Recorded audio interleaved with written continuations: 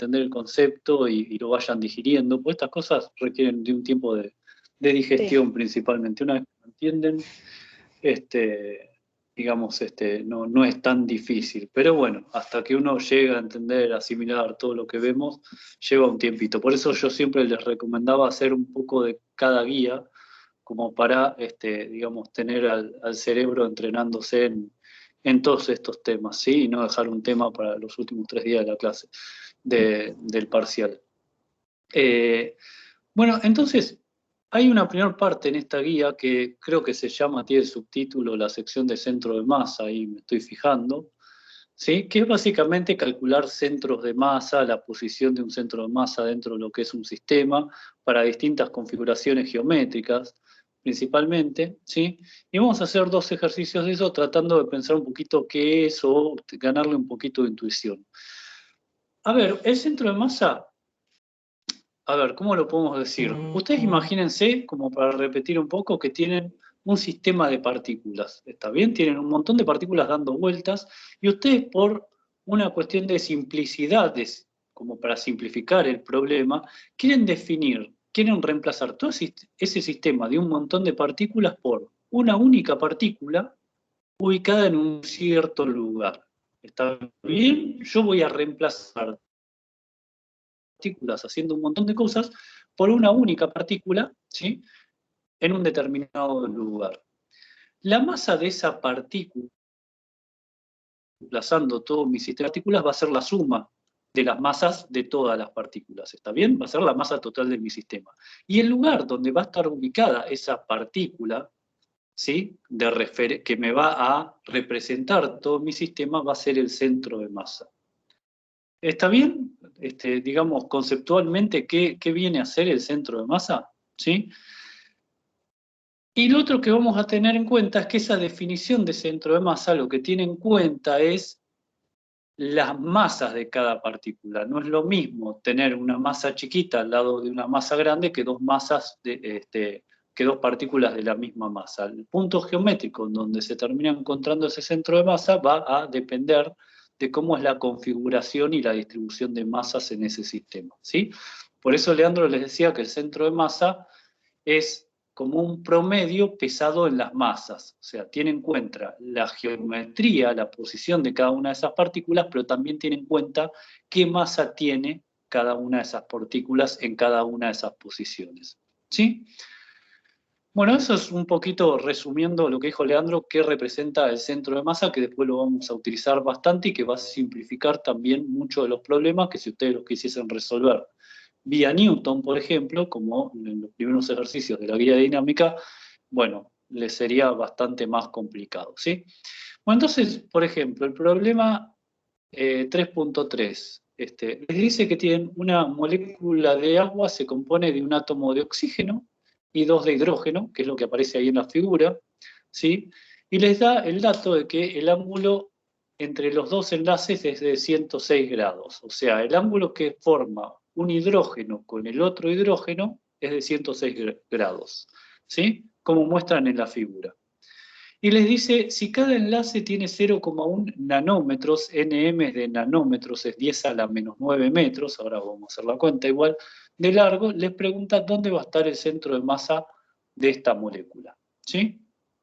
Y bueno, no les están dando cuánto es la masa del oxígeno y la de hidrógeno, pero lo que les dice de información es que la masa del oxígeno es 16 veces la masa del hidrógeno. ¿Está bien? Bueno, la figura que yo les incluí ahí en la diapositiva es la que les daba en la guía. ¿Está bien?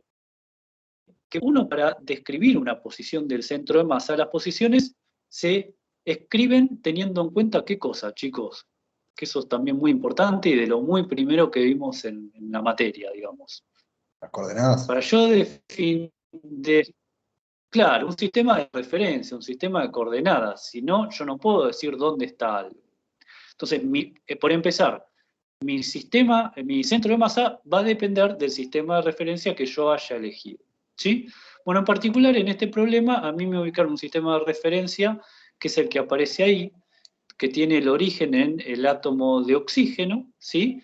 Y que el eje X corta por igual digamos, los átomos las posiciones de los átomos de hidrógeno. Es como que por encima del eje X, el hidrógeno de arriba está a la misma distancia que el hidrógeno de abajo por debajo del eje X. ¿Está bien? Bueno, por ahí se ve más claro en el dibujo, ¿sí?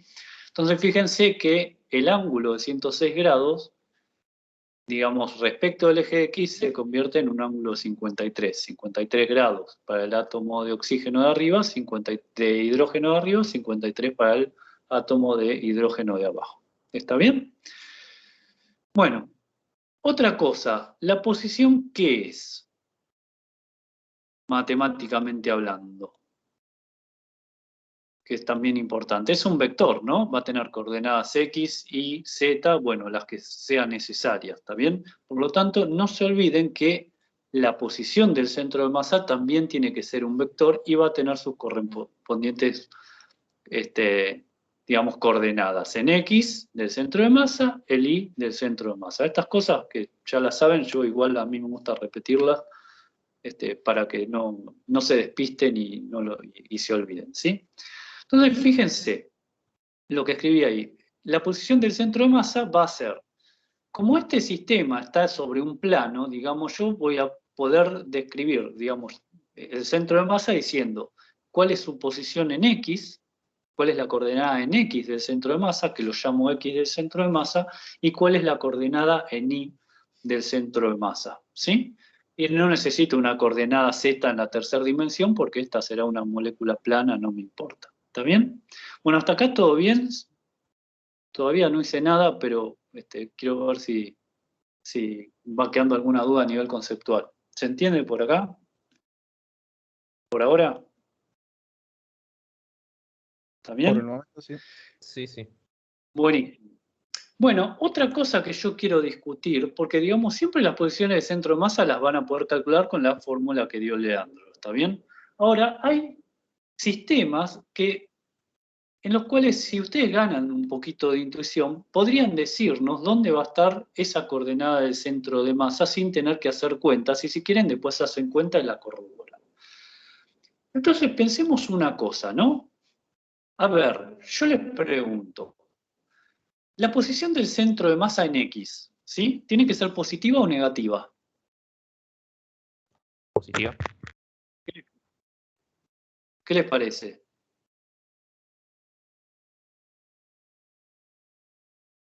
Y positiva, porque va a estar entre medio de Positiva. las moléculas. Claro, exactamente. Tiene que estar entre medio de todo ese conjunto de moléculas. Yo tengo átomos de hidrógeno del lado de las X positivas, no tengo ningún átomo del lado de las X negativas. Yo ya sé que si hago alguna cuenta, el centro de masa en X me tiene que dar un valor positivo. Y a ver si ven esto. A ver, ¿qué pasa con la posición del centro de masa en Y? ¿Qué les parece? Esa es la coordenada en Y, digamos, a qué altura en Y va a estar el centro de masa. Fíjense una cosa, acá hay una cierta simetría, ¿no?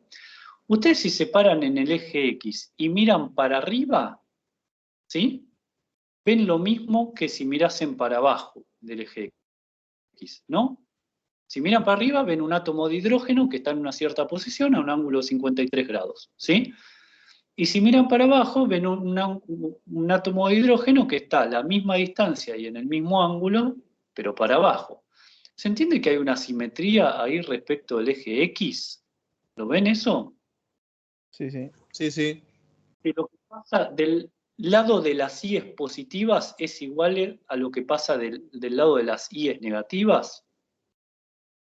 ¿Está bien? Entonces, ¿cuánto les parece que tiene que ser el centro de masa en la coordenada Y, entonces? Si lo que veo en las I's positivas es igual, idéntico a lo que veo en las I's negativas. 0. 0. ¿Está claro, chicos? ¿Se va entendiendo? Ahora voy a hacer la cuenta, pero digamos, quiero que traten de ganarle un poquito de intuición a esto. ¿Está bien? ¿Está bien que 0? O sea, tengo exactamente lo mismo arriba del eje X que abajo del eje X. Tengo una totalmente simétrica alrededor del eje X, ¿sí? Entonces yo ya sé que el Y del centro de masa va a ser 0 y que el X del centro de masa por lo menos me va a tener que dar un valor negativo, positivo, perdón. Bueno, ahora les hago otra pregunta, a ver, como para charlar un poquito, ¿no?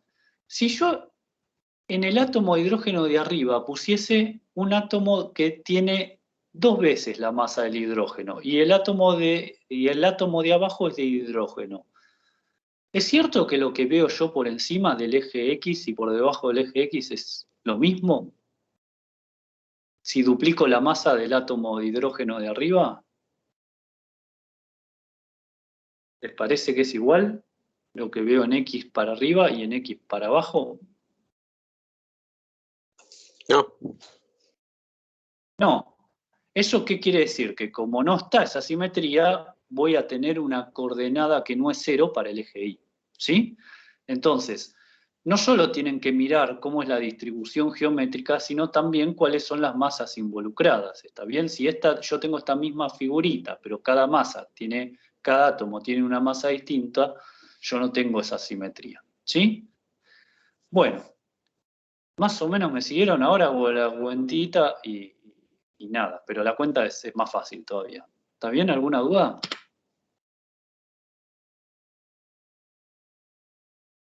Fíjense, bueno, entonces calculemos el X del centro de masa, ¿sí? Que es el que yo sé que no me tiene que dar 0.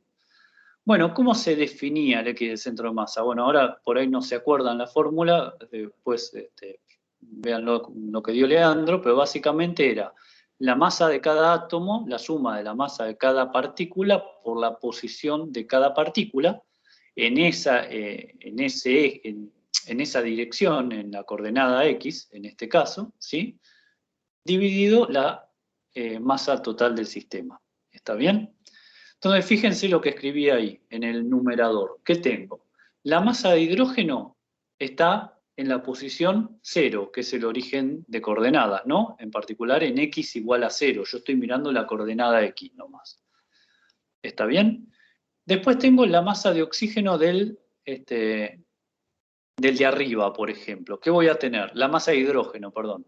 Voy a tener la masa de hidrógeno, que es el segundo término, fíjense, la línea punteada es el enlace entre el hidrógeno y el oxígeno, y es lo que le daban como dato, que era de 0,1 nanómetros. No sé si se acordaban, ¿sí? O sea que la línea punteada esa mide 0,1 nanómetros. ¿Cuál va a ser la coordenada X? Entonces, bueno, va a ser la proyección sobre el eje X. Va a ser 0,1 por coseno de 53. ¿Está bien eso? Sí. ¿Sí? O sea, la coordenada X del átomo de oxígeno de hidrógeno de arriba es la longitud de la línea punteada, que es 0,1, que es la longitud del enlace, por el coseno de 53. ¿Estamos, chicos? Sí, profe. ¿Sí? Bueno, gracias. Bueno, y el hidrógeno de abajo, ¿qué va a ser también? Es que es el tercer término. Va a ser la masa del hidrógeno por 0,1 por el coseno de 53, de nuevo. Y va a estar sumando porque la coordenada en X también es positiva. Por eso, digamos, la posición en X del hidrógeno es positiva. Eso es todo lo que tengo en X en el numerador. Y abajo que tengo, la suma de las 3 masas. ¿Está bien? Bueno, tienen que hacer la cuenta nomás. Fíjense, el primer término con la masa de oxígeno se les va. Y después fíjense una cosa, a ustedes no les daba, estoy mirando la formulita está recuadrada, ¿sí? No les daba la masa del oxígeno, pero a ustedes del oxígeno, pero les decía que era 16 veces la masa del hidrógeno. Entonces fíjense que en el numerador, en el denominador, la masa total del sistema, va a ser, tengo 2 masas de hidrógeno, más la masa de oxígeno, que eran 16 masas de hidrógeno, con lo cual la masa total del sistema es 18 masas de hidrógeno, ¿sí? Y fíjense que si bien no conozco la masa de hidrógeno, se me termina cancelando porque de hidrógeno, sí, porque la tengo tanto en el numerador como en el denominador. ¿Está bien? Bueno, hacen la cuenta y tienen la posición del centro de masa en la coordenada X. ¿Quedó alguna duda? Yo, profe, no entendí bien cómo salió el 18. El 18, la masa de oxígeno era 16 veces la masa del hidrógeno, ¿no? Sí. ¿Está bien? Ahí tenés 16 masas de hidrógeno y tenés 2 hidrógenos más sumando, o sea, tenés 18 veces masas de hidrógeno. Ah, está bien. Las 16 de hidrógeno y las 2 de los otros 2 hidrógenos que están ahí en la molécula. ¿Sí? Sí, sí, sí. ¿Está bien? Bueno, ¿qué es lo que pasa con la posición del centro de masa en I? Si ustedes no se daban cuenta que era 0 o no se tenían confianza y la quieren calcular. Bueno, hagamos la cuenta. Fíjense una cosa. Bueno, tengo primero la masa del oxígeno por la posición del oxígeno en la coordenada I. Como el oxígeno está en el origen de coordenadas, va a ser esa posición en 0. Y después tengo, vamos al hidrógeno de arriba. Voy a tener la masa del hidrógeno y ahora voy a tener el 0,1 multiplicada por el seno de 53. Me va a dar la componente Ni, ¿sí? De la masa del hidrógeno de arriba, ¿sí? Ahora, ¿qué pasa con el hidrógeno de abajo? Va a tener una componente I negativa, ¿no? Va a ser más la masa del hidrógeno por menos 0,1 por el seno de 53. ¿Está bien? Me va a dar, está claro que me va a dar la misma coordenada en I, pero negativa, ¿sí? ¿Se entendió eso? Fíjense que acá se les cancelan todos los términos. El del oxígeno porque estaba en 0. Y la componente Ni del hidrógeno de arriba se compensa con la componente Ni del hidrógeno de abajo, ¿sí? Y ahí es donde les da 0. Y eso era un poquito lo que les decía. ¿Qué pasa si la partícula de arriba tiene otra masa? Y no se les va a cancelar esos dos términos, ¿sí? ¿Está bien, chicos? ¿Qué les queda por hacer? Escribir la posición del centro de masa como un vector. Lo que tienen es la componente en X, que era 6,69 por 10 a la menos 3 nanómetros, ¿sí? Les tiene que dar algo muy chiquito, estamos hablando de una molécula, coma la componente en Y, que es 0. Y se terminó el ejercicio. ¿Quedó alguna duda? No. No, profe. ¿Está bien? Clarísimo. Buenísimo, buenísimo. Bueno, hay muchos ejercicios que son de este estilo, ¿sí? En definitiva, la cuenta es fácil, son cortitos, pero bueno, cuanto más lo piensen, mejor. Hagamos que es el 6, ¿sí? El 3,6. Les dice que tienen dos cuerpos, suponga que son partículas, o dos masas puntuales, si quieren, cada uno hecho con un juego de pesas. Están unidos por un cordón ligero que pasa por una polea ligera de masa despreciable. Bueno, es más o menos como lo que veníamos haciendo en todos los problemas de dinámica. La polea es ideal, no tiene masa, no tiene nada, y la soga tampoco tiene masa. Es como que no tiene una masa despreciable respecto a todas las demás masas de mi sistema, ¿sí? ¿Qué más les dice? Que pasa por una polea ligera, sin fricción, quiere decir que no va a haber pérdida de energía en la polea, cuyo diámetro, y les da la característica de la polea, es de 5,6 centímetros, ¿sí? O sea, el diámetro de la polea que ven ahí es de 5,6 centímetros.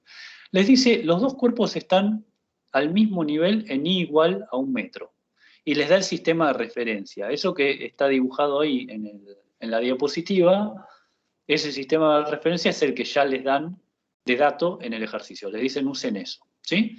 Entonces tienen la masa M1 y M2 en I igual a 1 metro. Y les dice que cada una de las masas tiene 850 gramos. Bueno, mucho no me importa. Lo que quiere decir con esto principalmente es que M1 y M2 tienen la misma masa, ¿sí? Bueno, entonces les pide, en el punto A, ubique el centro de masa de los cuerpos con respecto a los ejes indicados. ¿Está bien? Bueno, acá prácticamente no deberían hacer ninguna cuenta si ya le agarraron cancha a esto, ¿no?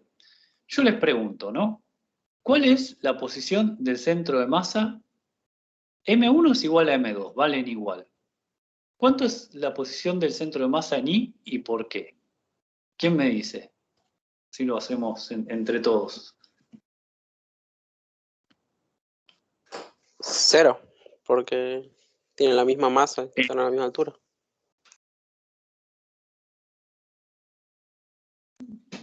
Tienen la misma masa, están a la misma altura, pero ¿a qué altura están?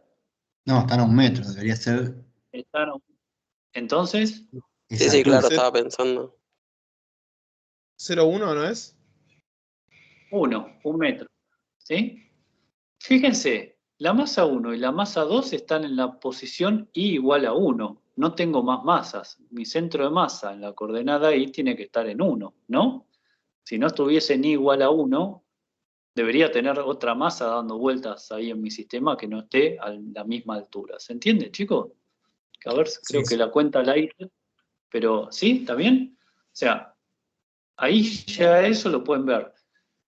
¿Sí? ¿Y qué pasa con la coordenada X? Si ustedes siempre traten de buscar a ver si hay alguna simetría, si es que eso les resulta fácil, ¿está bien? Pero fíjense, la masa M1, ustedes se paran en el eje Y, ¿no? Si yo me paro en el eje Y y miro a la derecha, veo la masa 2, y miro a la izquierda, veo la masa 1. Las dos masas son iguales. ¿Veo lo mismo a la derecha que a la izquierda si yo me paro en el eje Y?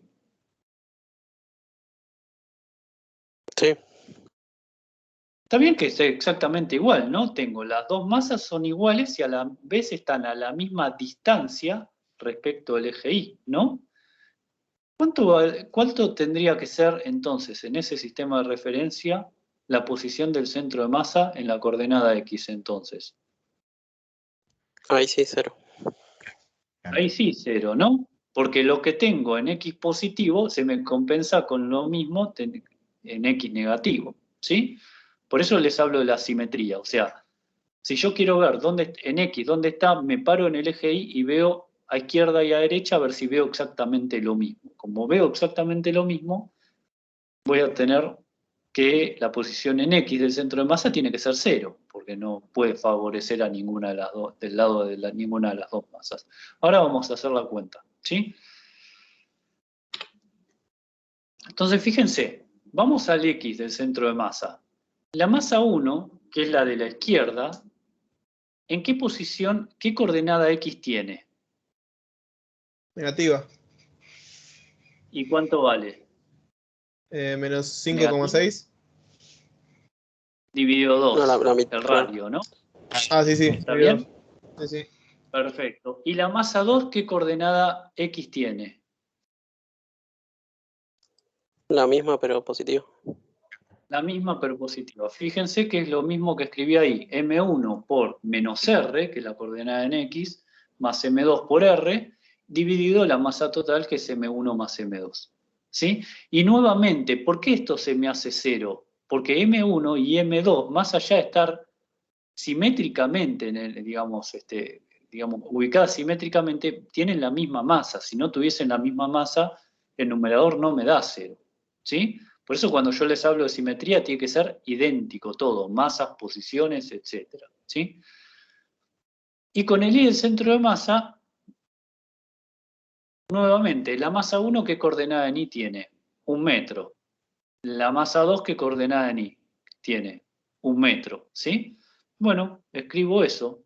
El I del centro de masa tengo masa 1 por 1 metro, más masa 2 por 1 metro, dividido M1 más M2.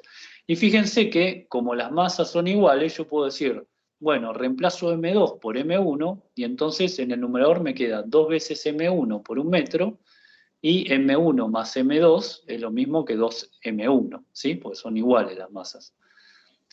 Bueno, fíjense que las masas se me cancelan, el 2 se me cancela, y me queda lo que esperaba, que era 1 metro. ¿Está bien? ¿Se entendió, chicos? Sí, Ujú. profe. ¿Está bien? Bueno, ¿qué les pide ahora? Ahora creo que... ¿Qué les pide en el ítem B? Ahora les dice en el ítem B que lo que sucede es que se transfiere 34 gramos de M1 a M2, pero se impide que los cuerpos se muevan. O sea, saco masa de M1 y lo que le saco a M1 se lo agrego a M2. Si yo no trago el sistema, ¿qué pasa con eso? Se empieza a mover para el lado de M2. Se empieza a mover para el lado de M2. Bueno, por eso el problema les dice, bueno, si bien transferí masa de un lado al otro, de alguna manera lo sostengo de alguna forma. Y les pide, ahora con ese desbalance nuevo de masa, cuál es la nueva posición del centro de masa. ¿Sí? Pensemos una cosa, y ahora hacemos la cuenta. Digo, ¿cuál sería la coordenada en I de esa nueva configuración?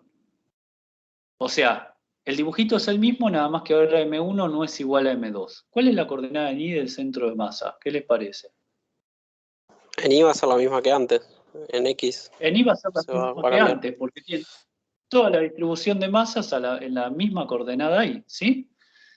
Y en X, ¿qué va a pasar? Ya no tengo esa simetría, ¿no? M2 está a la misma distancia del eje que M1, pero las masas son distintas. ¿Qué les parece que va a pasar con el centro de masa en X? ¿Para dónde se va a ir? ¿Para el lado de M2 o para el lado de M1? M2. Para el lado de M2. Para el lado de M2. Eso quiere decir que mi resultado debería ser un valor positivo, ¿sí? Bueno, vamos a hacer la cuenta. Entonces, fíjense, acá lo que perdimos es una de las simetrías que usábamos, entonces escribamos el centro de masa, la posición del centro de masa en la coordenada de X va a ser M1 por menos R, ¿sí? Más M2 por R, dividido la masa total, que es M1 más M2. Bueno, los valores que puse ahí son para M1 habiéndole restado, ¿sí?, los 34 gramos y para M2 habiéndole sumado los 34 gramos. ¿Está bien? Bueno, justamente como las masas son iguales, ya no tengo esa simetría de la cual les hablaba, ¿sí? Y eso no va a dar 0 porque en el numerador esos dos términos no se van a cancelar, ¿sí? Si hacen esa cuenta, les va a dar ese valor positivo muy chiquito de 0,00112 metros. Que era un poquito lo que esperaban. ¿Está bien? ¿Qué pasa con la posición del centro de masa en la dirección Y? Bueno, un poco lo que decía, no tengo la masa 1 ubicada en Y igual a 1, más la masa 2 ubicada en Y, 1 metro, dividido M1 más M2. Fíjense lo que hice después, saqué de factor común 1 metro, ¿está bien? Para no hacer tanta cuenta, ¿no? ¿Qué me queda entre paréntesis? M1 más M2, ¿qué me queda en el denominador? M1 más M2, se me simplifican y me queda 1 metro como lo habíamos charlado. ¿Está bien? Bueno, ¿quedó alguna duda con esto? Ahora voy a hacer una cuentita más fea, pero conceptualmente lo que estamos hablando ahora es lo que estamos viendo de nuevo conceptualmente. ¿Alguna duda, chicos? No, con este no, profe. Nada. Buenísimo. Bueno, el ítem C les dice, ahora los cuerpos se dejan libres, o sea, yo había transferido masa de M1 a M2 y ahora saco la trabita y como bien me habían dicho, digamos, el sistema se va a empezar a mover. M1 va a subir, M2 se va a acelerar hacia abajo, ¿no? Está claro que ya eso es como un problema de los que vimos en dinámica, ¿no? Justo había hecho yo un problema de... Maxi, ¿sí? me parece que te trabó la compu o la presentación. ¿En qué? No, estoy en el enunciado. Estamos viendo la del hidrógeno.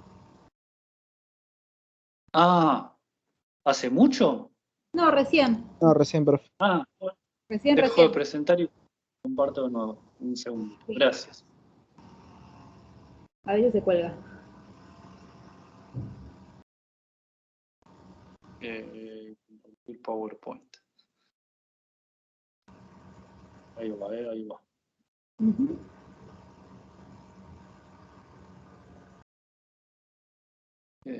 Clase 1, sistema en particular.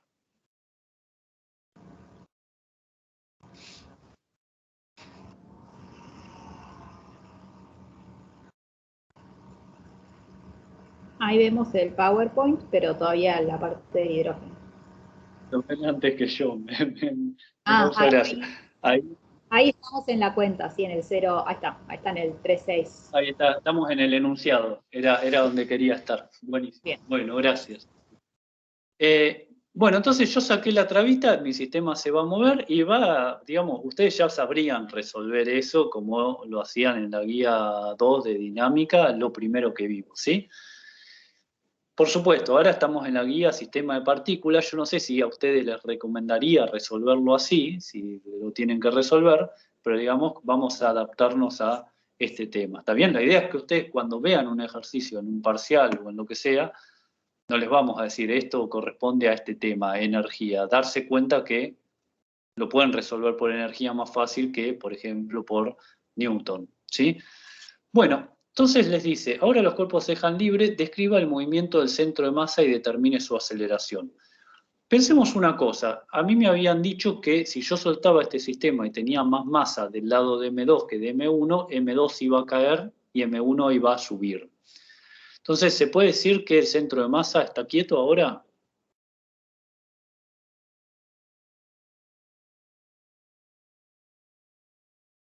¿Qué les parece? No, yo creo que no. No, ¿no? La O sea, coordenada el ni centro de va a masa... ir. Perfecto. ¿Y para dónde iría? ¿Para abajo o para arriba? ¿Cómo sería? Iría aumentando. Va como siguiendo Para abajo, ¿no? el movimiento Porque, de M2. digamos, tiene M2, digamos que tiene más masa que M1. Bueno, esto es un poquito menos intuitivo, pero la idea es darse cuenta que va a haber una aceleración del centro de masa, y que, digamos, como la masa más pesada está acelerándose hacia abajo, está cayendo, uno esperaría que el centro de masa dé un valor como si estuviese acelerándose hacia abajo. Pero ahora hacemos la cuenta. Que yo quizás no la haría así si me apareciese un problema en el parcial, ¿sí? Entonces, ¿qué es lo que dice acá? Si a ustedes se les ocurre de otra manera, también bienvenido. Fíjense, lo que escribí es las ecuaciones de Newton para M1 y M2, tal cual como lo hice en la guía, en la clase de dinámica, tenía la tensión es negativa para arriba, porque I, acuérdense que es positivo hacia abajo, y tengo que sumar los pesos en los dos casos, y eso va a ser igual a M1 por A1 y a M2 por A2. La ecuación 1 y 2, yo creo que a esta altura la pueden deducir muy fácilmente, ¿sí? ¿Qué era lo otro que me faltaba? Cuando ustedes tenían dos masas unidas por una cuerda, por ejemplo, que es inextensible. Bueno, era la ecuación de vínculo, en la cual uno lo que hacía era relacionar aceleraciones, ¿sí? Está claro que cuando M1 acelera hacia arriba, M2 acelera lo mismo hacia abajo. ¿Cómo son las aceleraciones en signo? ¿Cómo se relacionan entonces? Son opuestas. Las propuestas. Son opuestas. ¿Está bien? Más allá de, yo no sé qué signo tiene cada una, en este caso sí, pero lo que sí puedo asegurar es que son opuestas. Eso es lo que escribí abajo de la ecuación 1 y 2, que A1 es igual a menos A2, o sea, valen lo mismo, pero con signo opuesto, y directamente yo, donde dice A1, digo vale A, ¿está bien? Para sacar subíndices. Y donde dice A2 voy a tener que poner menos A. Entonces, lo que hice en la ecuación de la derecha fue, resto las dos ecuaciones para sacarme encima la tensión. Acuérdense que a veces es útil restar o sumar ecuaciones para sacarse de encima una incógnita que no les sirve, ¿sí? Y fíjense lo que les quedó. A mí me quedó M1 por G menos M2 por G igual a M1 por A1 menos M2 por A2, ¿está bien? Ahora, A1 lo reemplacé por A. A2 lo reemplazo por menos A. Con el menos de adelante de M2 se convierte en un más. Bueno, y eso me da, entre paréntesis, M1 más M2 por la aceleración. ¿Está bien? Eso hasta ahí lo saben hacer. ¿Está bien? Y de acá, si quieren, pueden decirme cuánto es A. ¿Cuánto vale la aceleración? La aceleración es despejar de esa ecuación A. ¿Está bien? Les queda esa resta de masas por G dividido la suma de las masas. ¿Está bien? Hasta acá lo único que hice, Newton, clase dinámica, la primera clase, primeros ejercicios, ¿sí? Ahora, yo lo que quiero es saber la aceleración del centro de masa. Porque la aceleración que yo calculé ahí, chicos, ¿qué aceleración es?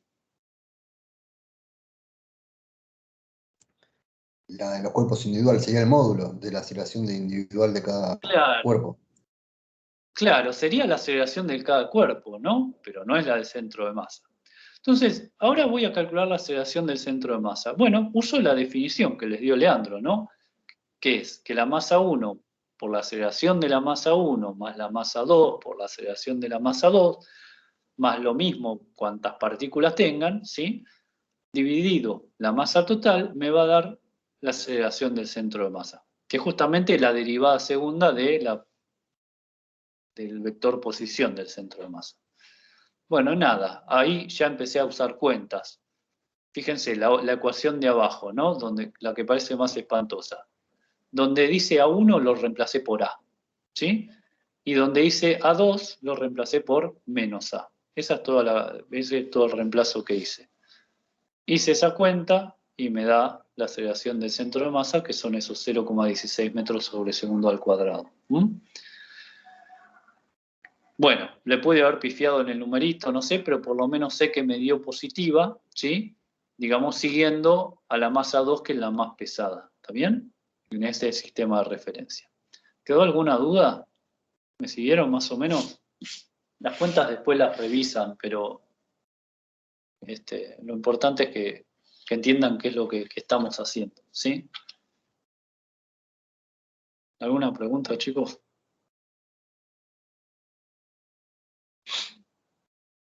Por ahora se entendió. Bueno, con esto, genial. Con esto pueden hacer la primera parte de la guía, en donde lo que calculan son posiciones del centro de masa y, bueno, alguna cuentita de este estilo. Ahora les voy a hacer 2 problemas más, que ya es de la sección, déjenme revisar porque no me acuerdo el nombre, cantidad de movimiento, ¿sí? Bueno, como para, digamos, poner en ejemplos todo lo que dijo Leandro también en la teórica. Bueno, nos estamos empezando a encontrar en la materia con ciertas definiciones y cantidades que se conservan. O sea, y eso está bueno. Cuando en física uno encuentra algo que se conserva, en general va a simplificar mucho las cuentas y la resolución de un problema. ¿Está bien? Nosotros la vez pasada lo que vimos es la conservación, o no conservación, si se quiere, de la energía mecánica, ¿sí? Ustedes vieron que la energía mecánica es un numerito de un sistema que puede conservarse o no, dependiendo si hay fuerzas no conservativas haciendo trabajo. Si no las hay, se conserva, y si las hay, no se conserva, y saben de qué manera no se conservan. Y lo que vieron es que eso les permite, ¿sí?, digamos, resolver problemas que por Newton no los podrían resolver de manera sencilla, justamente porque lo que tiene de ventaja la energía, además de ser una posible cantidad conservada, es que es un numerito. Entonces, si yo tengo una partícula haciendo una trayectoria espantosa, digamos, en Newton me volvería loco poniendo vectores y con energía no. Bueno, acá un poquito va a pasar lo mismo con lo que es la cantidad de movimiento. O sea, yo lo que voy a tratar es de sacar información sabiendo si esta cosa nueva que vimos hoy, que es la cantidad de movimiento, se conserva o no, ¿sí? Entonces veamos algún ejemplo y vayamos discutiendo, ¿sí?, un poco qué es lo que va a estar pasando. Bueno, lo que dice el problema 3.8 es que tienen un nombre, les da la masa, está parado en el extremo de un bote, ¿sí?, de 110 kilogramos, le dan la masa del bote, ¿está bien? Y les dice que el bote mide 4 metros de largo. Y se encuentra inicialmente, digamos, el extremo izquierdo del bote a 3 metros del muelle. Es básicamente lo que les muestra ahí en la figura, ¿sí? Entonces les dice lo siguiente: el hombre comienza a caminar hacia el otro extremo del bote, ¿sí?, y les dice, ignorando la fricción entre el bote y el agua, eso quiere decir que el bote puede deslizar libremente sobre el agua, o sea que el agua no le va a ofrecer ninguna resistencia al bote, describa el movimiento del sistema bote, eso es lo que vamos a charlar ahora, sin hacer mucha cuenta, y después les hace una pregunta más puntual: ¿dónde está el hombre respecto del muelle cuando alcanza el otro extremo del bote? ¿Sí? Bueno, este va a ser un problema típico de conservación de cantidad de movimiento. Entonces, ¿qué les definió de nuevo Leandro hoy, que era muy importante cuando uno quiere saber si digamos, la cantidad de movimiento, que lo voy a llamar P, se conserva o no? ¿Cuándo se conservaba la cantidad de movimiento? Cuando la sumatoria de fuerzas externas era 0. Perfecto. ¿Externas a qué? Al sistema hombre-bote en este caso. Al sistema. Perfecto. Bueno, por eso, acá lo que quiero que quede clarísimo es que ustedes no pueden empezar a pensar un problema de este estilo si no definen antes el sistema. Porque si yo no defino el sistema, no sé qué es externo al sistema y qué es interno al sistema. ¿Está bien? En general, mi sistema va a ser lo que yo quiero estudiar, ¿sí? Acá yo no quiero estudiar el universo entero, quiero estudiar lo que pasa con el tipo y el bote. ¿Está claro?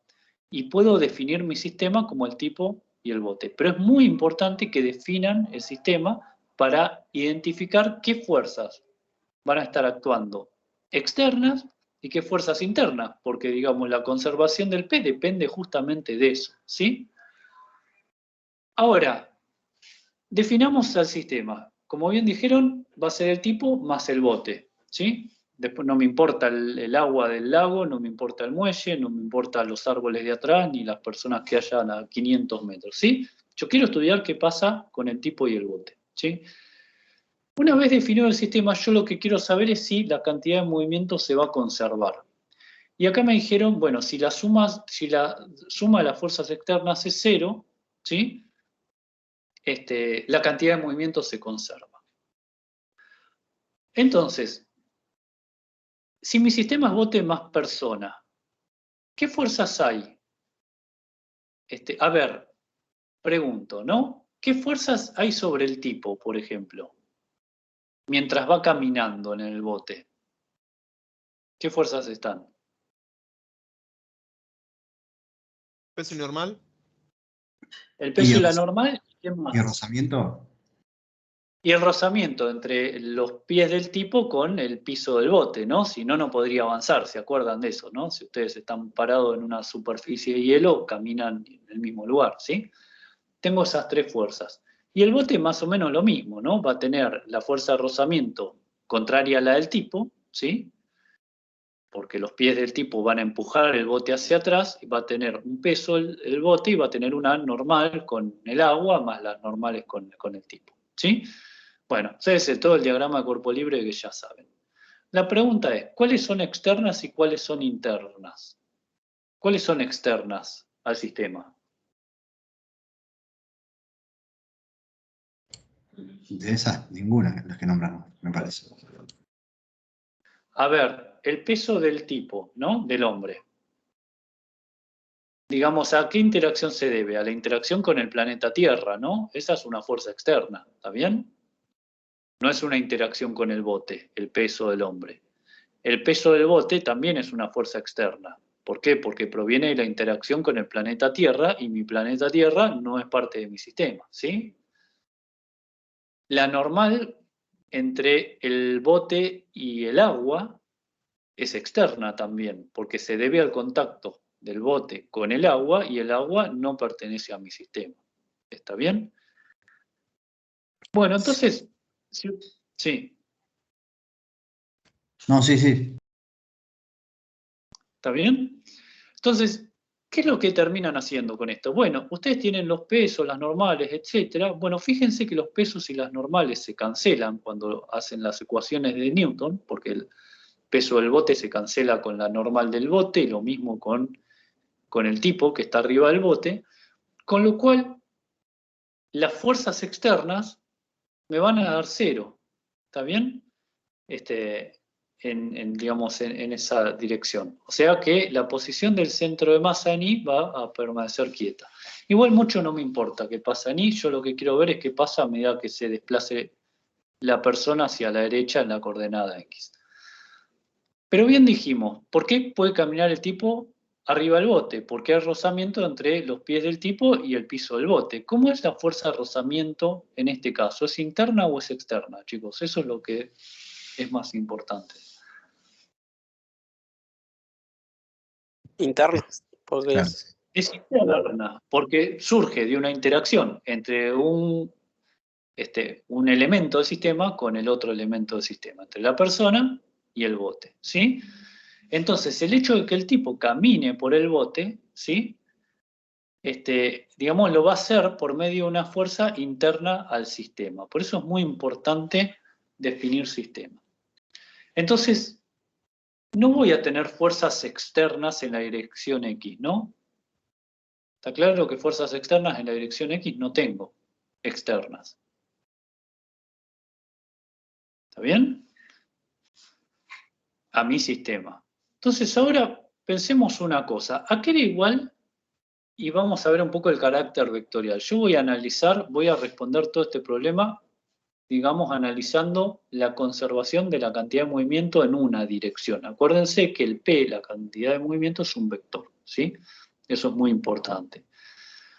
Ahora, si yo sumo las fuerzas en X externas, ¿a qué era igual todo eso? De lo que dedujo Leandro. A la masa total del sistema, estoy mirando la ecuación de abajo, por la aceleración del centro de masa en la coordenada X, en la dirección X, ¿no? Pues estoy sumando las fuerzas en X. ¿Está bien?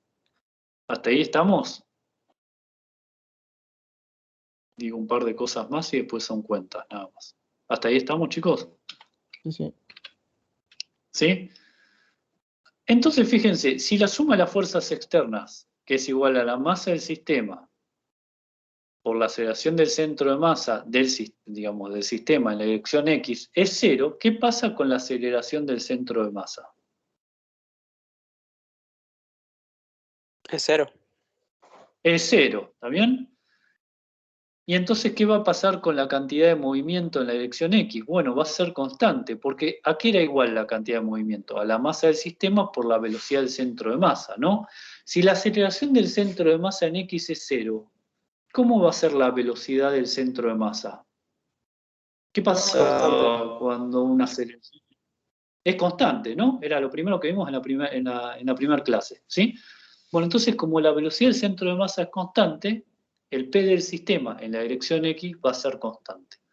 Y de ahí lo que deducimos es que la cantidad de movimiento en la dirección X es constante.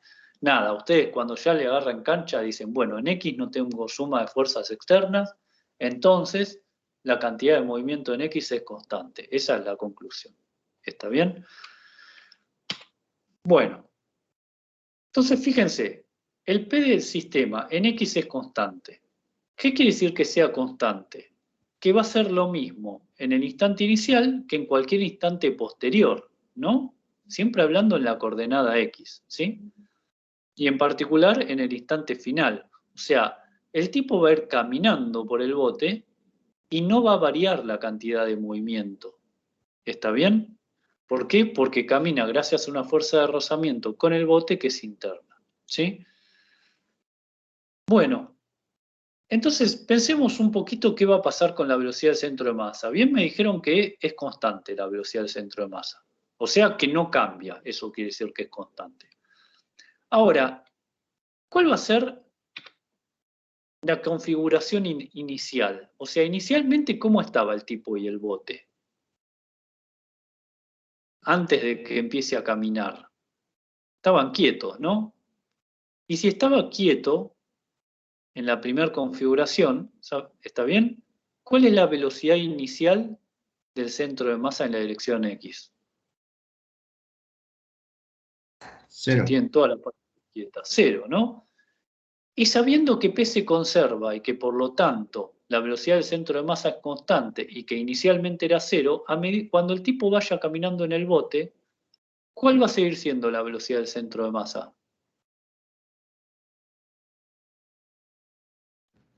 Se supone 0. que es 0. 0, ¿no? Porque dijimos que no cambia, ¿no? ¿Está bien, chicos? O sea, inicialmente está todo quieto. Tengo la velocidad del centro de masa inicial, que va a ser 0. Como la velocidad del centro de masa es constante y es 0, va a valer 0 en todo instante posterior. En particular, el tipo va a empezar a caminar por el bote y la velocidad del centro de masa va a seguir siendo 0. ¿Qué quiere decir que la velocidad del centro de masa sea 0? Que la posición del centro de masa se va a mantener fija, ¿no? ¿Lo ven eso? ¿Está bien? O sea, si la velocidad del centro de masa inicial es 0 y se conserva el P, la velocidad del centro de masa va a ser 0 siempre, y como está quieto el centro de masa, como la velocidad es 0, la posición del centro de masa va a ser siempre la misma. ¿Se entendió, chicos? Después cuando hacen la cuenta lo hacen en 2 renglones, pero quiero que tratemos de entender qué es lo que estamos haciendo, ¿sí? ¿Está bien? ¿Alguna duda? No sé si hay algo en el chat.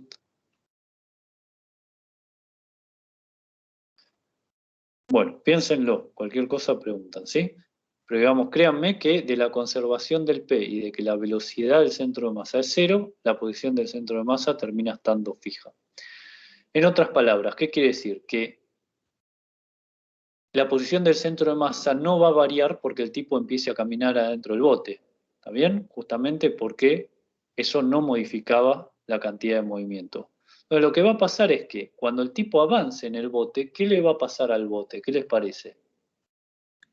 Para que la posición del centro de masa siempre quede en el mismo lugar, ¿no? Y entonces, ¿qué va a tener que hacer el bote? Sí, perdón que te Retroceder. interrumpí. Retroceder, ¿está bien? O sea, el tipo va a avanzar hacia la derecha, el bote va a ir hacia atrás, de modo tal que la posición del centro de masa quede siempre en el mismo lugar. ¿Sí? Eso es lo que va a pasar con el sistema. Entonces, lo que quiero que les quede claro, bueno, es que, por ejemplo, la respuesta a este problema es que si el tipo camina arriba del bote, no va a quedar a 5 metros de distancia del muelle, porque va a avanzar 2 metros arriba del bote, pero como el bote se va a mover hacia la izquierda, el tipo no va a haber avanzado respecto al muelle 2 metros. ¿Sí? Bueno, entonces,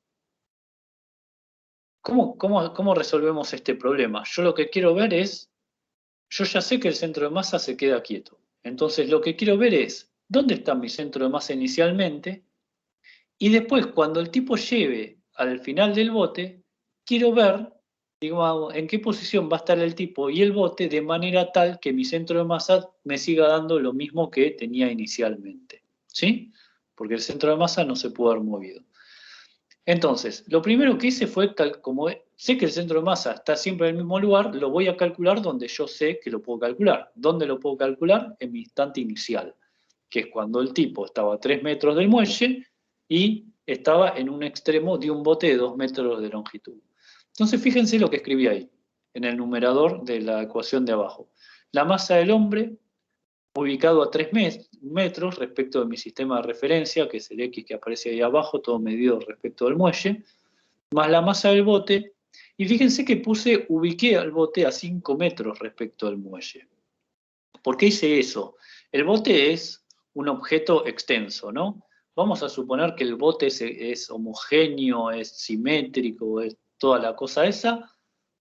Entonces esos 5 metros va a ser la posición del centro de masa del bote respecto del muelle, ¿sí? Si el bote es todo muy parejito, el centro de masa del bote, está claro, va a estar en el centro del bote. ¿Sí? 4 metros medía el bote, perdón. ¿Está bien? O sea, el centro de masa del bote va a estar en el medio del bote. Como el bote medía 4 metros, digamos, va a estar a 2 metros respecto del extremo del bote y va a estar a 5 respecto del muelle. ¿Sí? Bueno, lo divido por la masa total y calculan la posición del centro de masa. ¿Está bien, chicos? ¿Me siguen todavía? Sí, lo seguimos. Sí. ¿Sí? Bueno, entonces fíjense, cuando empiece a caminar, puse por el bote deberá irse hacia la izquierda de modo que el centro de masa del sistema permanezca en el mismo lugar en todo instante. Eso es lo más importante y es lo que deducen analizando la conservación de la cantidad de movimiento. Bueno, entonces yo ahora lo que quiero es calcular la situación final para ver dónde quedó el tipo respecto del muelle, ¿sí? Sabiendo que la posición del centro de masa final va a ser la misma que calculé en el instante inicial, ¿sí? Entonces fíjense, yo ahí les dibujé al tipo en el otro extremo del bote, ahora como mientras el bote avanzaba, el tipo avanzaba y el bote retrocedía, yo lo que tengo que calcular es esa coordenada X, esa distancia X a la cual el tipo está respecto al muelle, que es lo que no sé, ¿sí?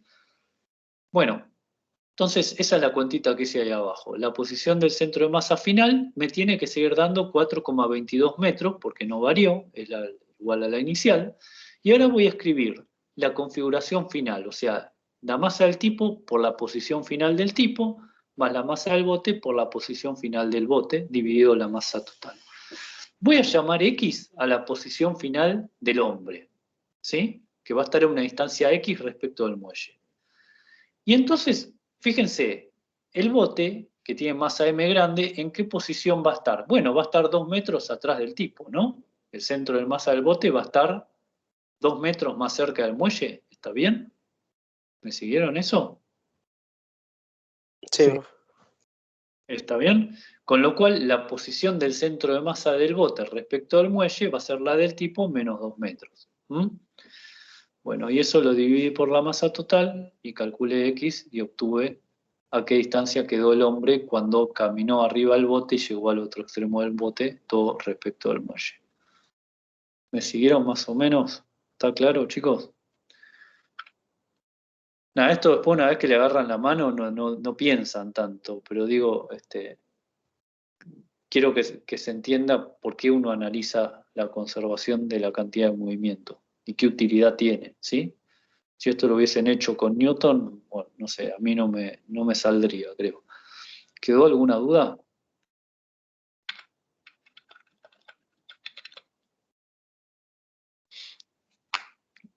Por mi Hacemos parte no, uno profe, más. quedó claro. Bueno, y hagamos uno más que, digamos, no es muy distinto. Creo que es más fácil que el que vimos del bote. Nada más que este es en 2 dimensiones. Lo que les dice es que es el 11. Un proyectil de una masa de 2 kilos se mueve con velocidad de 100 metros sobre segundo, ¿sí? Ese sistema de referencia es en la dirección X, ¿sí? Se está moviendo en la dirección horizontal a 100 metros sobre segundo. Y les dice que en algún momento ese proyectil lo que hace es explotar en 2 fragmentos, uno con masa M1, ¿sí? De 1,5 kilos, y el otro con masa M2 de 0,5 kilos. ¿Sí? Digamos, en la forma en la que les presentan el diagrama, ¿no? M1 va con un ángulo de 45 grados respecto de X, y M2 va hacia abajo, digamos, en las Y's negativas, con un ángulo de 30 grados respecto de X, ¿sí? Bueno, le dice, si las partes se mueven en las direcciones que se indican en el esquema, determine la velocidad de cada una de ellas. Bueno, este también es otro típico ejercicio de conservación de la cantidad de movimiento. Acá no hay mucho que pensar. Primero que tengo que definir para el sistema, que tengo que definir es mi sistema. Y acá yo no tengo un conjunto de partículas. Mi sistema va a ser el proyectil original que después explotó en distintas partes. ¿Está bien? Después otra cosa, vamos a pensar, esto no se está dando en la dirección vertical, en un plano vertical, sino que hagan de cuenta que está todo sobre una mesa, ¿sí? Y que la explosión es todo en horizontal, no que actúa la fuerza de gravedad que puede cambiar la trayectoria de los proyectiles. ¿Está bien? Tienen, no sé, el proyectil rodando sobre una mesa, explota y sale, digamos, sobre la mesa en dos fragmentos, como les muestra ahí. Entonces pensemos una cosa. Si mi sistema es el proyectil explota debido a fuerzas externas o fuerzas internas. Interna. Son internas, ¿no? Porque se debe a alguna reacción química, algo que haya ahí, pero es propio interno de todas las moléculas que conforman el proyectil, que son mi sistema, ¿sí? O sea, nadie vino de afuera y lo hizo explotar, ¿sí? Entonces, la explosión se debe a fuerzas internas, no las voy a contemplar en lo que es la conservación de la cantidad de movimiento. Tengo que encontrar cuáles son mis fuerzas externas al sistema. Las fuerzas externas son básicamente la normal y el peso, ¿no? Ahora, yo les dije que todo esto está sobre una mesa, rodando sobre una mesa, y entonces el peso, que es externa, que no es cero, se va a compensar con la normal, porque si hacen la ecuación de Newton les va a quedar n menos p igual a 0, ¿sí? Está claro entonces que la sumatoria de fuerzas externas de todo el sistema va a ser 0. ¿Está bien eso? Bueno, entonces fíjense, acá es algo importante. Siempre recordar que las fuerzas son vectores, las aceleraciones son vectores, la cantidad de movimiento es un vector. Todas estas definiciones son de carácter vectorial. Todo lo que dio Leandro hoy es de carácter vectorial. Entonces, fíjense, la suma de todas las fuerzas externas, del vector fuerzas externas, ¿sí? De todos los vectores de fuerzas externas, me da la masa por el vector aceleración del centro de masa, ¿sí? Yo no tengo suma de fuerzas externas, la suma de fuerzas externas en todas las direcciones me da 0, porque lo único que tenía era la normal y el peso y se me cancelaba, no tengo fuerzas externas en X, no tengo fuerzas externas en Y. Entonces está claro que la suma de las fuerzas externas, que es la masa por la aceleración del centro de masa, vectorialmente hablando es 0, ¿sí? Entonces eso significaba que la cantidad de movimiento es constante. Pero la cantidad de movimiento como vector, ¿está bien? Fíjense que este es un problema bidimensional. Tienen partículas que están viajando en X y viajando en Y, ¿sí? Yo no tengo fuerzas externas en X, no tengo fuerzas externas en Y. ¿Qué quiere decir eso? Que cada componente de mi cantidad de movimiento va a ser constante. O sea, la cantidad de movimiento en X y la cantidad de movimiento en Y. Todo lo que estoy diciendo es el último renglón, ¿sí? Entonces, el vector cantidad de movimiento del P del sistema va a ser constante. Eso va a ser igual a la masa por la velocidad por el vector velocidad del centro de masa. Y como es constante, el vector velocidad del centro de masa es constante. ¿Qué quiere decir esto? Que la velocidad del centro de masa en X va a ser constante y que la velocidad del centro de masa en Y va a ser constante. Bien, nunca se olviden que P es un vector y tienen que analizar en qué componentes se conservan. Pueden tener un problema en el cual se conserva en X y no en Y, y tienen que hacer esa diferencia, ¿sí? Bueno, entonces, yo ya sé que el P se conserva, o sea que es constante. Entonces, ¿qué significa? Que el vector P es constante y por lo tanto P en X, P en Y y P en Z son constantes en todas sus componentes. Entonces, bueno, vamos a calcular P en X, P en Y y P en Z, digamos, independientemente, ¿no? ¿A qué es igual el P en X, la cantidad de movimiento en X? A la masa por la velocidad del centro de masa en la dirección X. Eso es constante, ¿sí? El P en Y va a ser la masa por la velocidad del centro de masa en la dirección Y, que también es constante, por lo tanto todas esas velocidades del centro de masa van a ser iguales. Y en Z ni lo considero porque todo esto se está dando sobre una mesa y la verdad que no va a haber movimiento en Z, no hace falta que estudie nada en Z, ¿sí? Bueno, entonces, ¿cómo resolvemos esto? Bueno, digamos, haciendo uso de que la velocidad del centro de masa en X es constante, la velocidad del centro de masa en Y es constante. Si es constante significa que en el instante inicial y en el instante de la explosión no varió, ¿sí? Porque la explosión fue justamente una fuerza interna. Entonces, calculando las posiciones de las velocidades del centro de masa en el instante inicial, puedo responder todo lo que me puedan llegar a preguntar después, ¿sí? Yo ya sé que es constante y me va a servir en todo el proceso que sigue luego en mi sistema. Entonces, lo primero que hice fue calcular la velocidad del centro de masa inicial en X. Inicial, ¿qué velocidad del centro de masa tengo en X? 100 metros Cuando por el segundo. proyectil... Claro, o sea, era el proyectil que todavía no explotó yendo en la dirección X a 100 metros sobre segundo, ¿sí? ¿Está bien? Entonces, ¿qué significa? Que la velocidad del centro de masa en X va a ser siempre 100 metros sobre segundo, porque no tuvo nada que haya modificado la cantidad de movimiento en esa dirección. ¿Cuál va a ser la velocidad del centro de masa en Y inicial? 0. 0. ¿Cuál va a ser la velocidad del centro de masa en Y una vez que explotaron? 0. 0. ¿Por qué? Porque era constante, ¿está bien? Entonces, por eso es importante, una vez que saben qué se conserva, digamos, calcularlo en el instante en el que tienen la información. Eso es lo que escribí ahí. 100 para la velocidad del centro de masa en X, 0 para la velocidad del centro de masa en Y en cualquier instante. Bueno, entonces, ¿ahora qué hago? Planteo en el instante de la explosión, porque a mí me dicen con qué velocidad va a salir disparada cada una de esas partículas, ¿no? Producto de la explosión. Bueno, escribo la velocidad del centro de masa en X, ¿sí?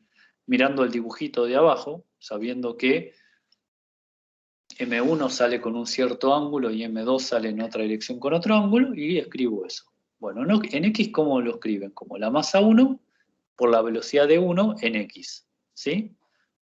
Más la masa 2 por la velocidad de 2 en X, dividido la suma de masas, ¿sí? M1 más M2 o la masa del proyectil, ¿está bien? Bueno, ¿y ahora qué escriben? La velocidad 1 en X y la velocidad 2 en X teniendo en cuenta el esquema, ¿no? La velocidad 1 en X, ¿qué va a ser? B1 por el coseno de 45, ¿sí? La componente en X. Y la velocidad 2 en X, ¿qué va a ser? B2 por el coseno de 30, ¿está bien? Mirando el dibujito. ¿Me siguieron? Sí. ¿Sí? Sí, sí. ¿Está bien? Bueno, esa es una ecuación donde tengo dos incógnitas que son las velocidades, que es lo que me piden, pero justamente yo analicé también la conservación del P en I. Entonces ahora planteo la velocidad del centro de masa en I, que va a ser M1 por la velocidad de 1 en I, más M2 por la velocidad de 2 en I, ¿sí? Y dividido la masa total. Bueno, la velocidad de 1 en I, que va a ser B1 por el seno de 45. Y la velocidad de 2 en I, bueno, va a ser negativa, por eso puse un signo menos en el segundo término, y va a ser B2 por el seno de 30. ¿A qué va a ser igual a eso? A 0, porque yo ya sabía que era constante y que inicialmente la velocidad del centro de masa en I era 0. Hacen esa cuenta y con eso lo que obtienen es el módulo de las velocidades, que es lo que les da de respuesta el problema. Bueno, ¿se entendió, chicos, la idea de para qué sirve todo esto que vimos hoy? Igual lo vamos a repasar en choque la clase que viene, en los integradores, que van a ser ejercicios un poco más complicados. Pero bueno, ¿tienen alguna duda que se les ocurra o algo? Profe, Sí. ¿se escucha? Si la Sí, cantidad de movimiento no se conservase, o sea que las fuerzas externas sean distintas de cero, lo único que cambiaría acá sería que tendríamos que hablar sobre una diferencia de velocidades, ¿no? O sea, una velocidad final menos una velocidad inicial. Bueno, lo que Ok. pasa es si la cantidad de movimiento no se conserva, deberías saber de qué manera no se conserva. Entonces, no te recomendaría que uses esto cuando la cantidad de movimiento en una dirección no se conserva. Vos lo que sí sabés es, por ejemplo, cuando la energía no se conservaba, cómo calcular la diferencia de energía, que era el trabajo de las fuerzas no conservativas. Acá una variación de la cantidad de movimiento la puedes calcular como el impulso, como lo primero que dio Leandro, pero hay que ver si eso te sirve en el problema en cuestión. ¿Está bien? Entonces, digamos, lo que seguro te sirve es lo que se conserva. Lo que no se conserva habría que ver si le podés sacar alguna información. ¿Sí? ¿Está bien? Sí, gracias. ¿Sí? No, por favor. ¿Alguna otra duda? Por mí no, profe.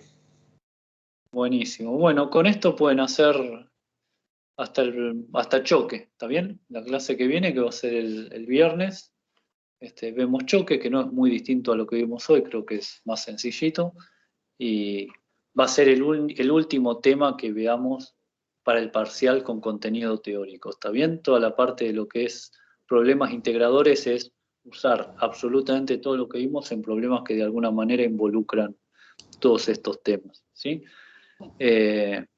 Así que bueno, tienen una semana como para descansar y tratar El de... 3.14 pueden hacer con esto que vos les contaste, hasta el 3.14. 3.14, sí. Sí.